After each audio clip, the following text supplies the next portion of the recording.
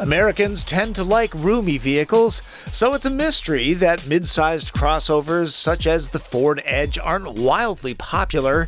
It's certainly sold well enough to engineer this second generation, but smaller sibling Escape outsells it nearly 3-1.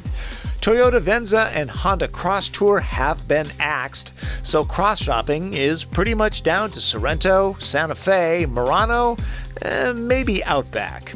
Edge seats 5. If you want your 3-row crossover to have a Ford badge, that would be Explorer. And the term crossover has additional meaning here, since Ford seems to be positioning Edge a little bit more on the premium side this time around. Let's start with the price. This top-end sport model stickers for $45,400, about where the luxury brands begin marking their territory. Ford says people buy Edge for its design, and these muscular ripples do give it a handsome personality. Speaking of, only you can decide if the nuclear butterscotch paint works. Sport gets aggressive styling touches, a tauter suspension, larger wheels, and smaller sidewalls. Sport is the only way to get this 2.7-liter V6. It's an EcoBoost, meaning it's turbocharged, 315 horsepower, and 350 pound-feet of torque get things going. The gearbox is a 6-speed. Edge can be had with front or all-wheel drive. When it comes to acceleration, the Sport badge is truth in advertising. 0 to 60 is easily hit in under 6 seconds. The engine feels refined and sounds, well, edgy, in a good way. Some cars drive a size smaller than they are. Edge, a size larger. The cabin is really wide. Based on the Fusion platform, Edge is like a sedan on stilts. That height means there's some body roll, but that's expected in a family crossover. Optional Park Assist will find the right size spot for you and then pretty much do all the work automatically to get you into it. It'll also get you out of spots. You know, the system isn't for everybody, but I wish people who couldn't parallel park had it. It would save us all a lot of trouble. A turbocharged 4-cylinder Edge will get better fuel economy, but the Sport's Turbo V6 is more fun to push and listen to. Both drink standard-grade gas. Considering there are low-profile tires which usually transmit bumps, Edge is pretty comfortable. It's also quiet, good for a road trip. That might include the great outdoors.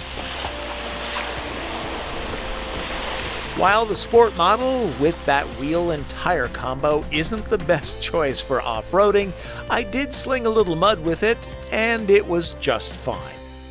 The interior gets the Ford family ambiance. There's a premium feel, though the dashboard gets none of this kind of stitching that's oh so trendy nowadays.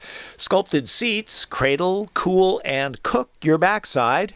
Good news, there's an all-new version of the Sync user interface. The bad news, it's not on the 2015 Edge. 2016 models will have Sync 3, which cannot be retrofitted to older cars. Storage cubbies are scattered around, including a glove box with a unique knee airbag built into it. The front view camera might get dirty, but there's no need to get out and clean it. Back seat room is pretty generous. Friends and family shouldn't complain, even adults. It's easy to put nice features, such as these in the rear. Frontal airbags are not, so Ford cleverly puts them in optional seat belts so when they fire, the increased surface area reduces the chance of injury.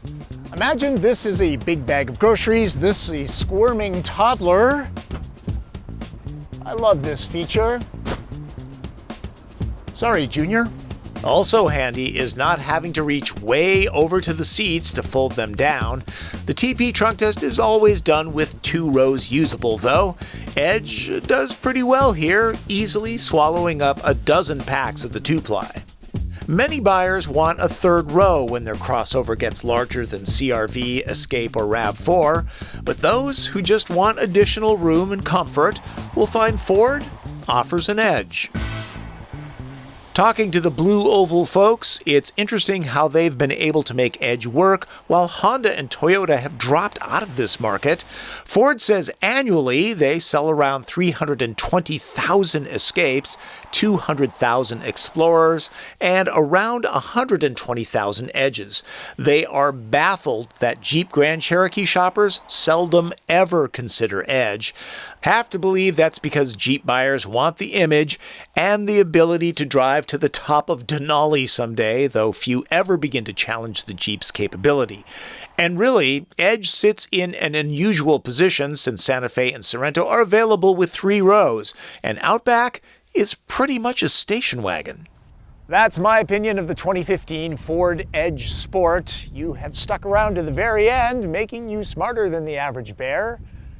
Or maybe you're just bored and don't have anything to do right now. I'm not sure which, but thanks for sticking around to the very end. I work hard on these. That's Driven. I'm Tom Voelk.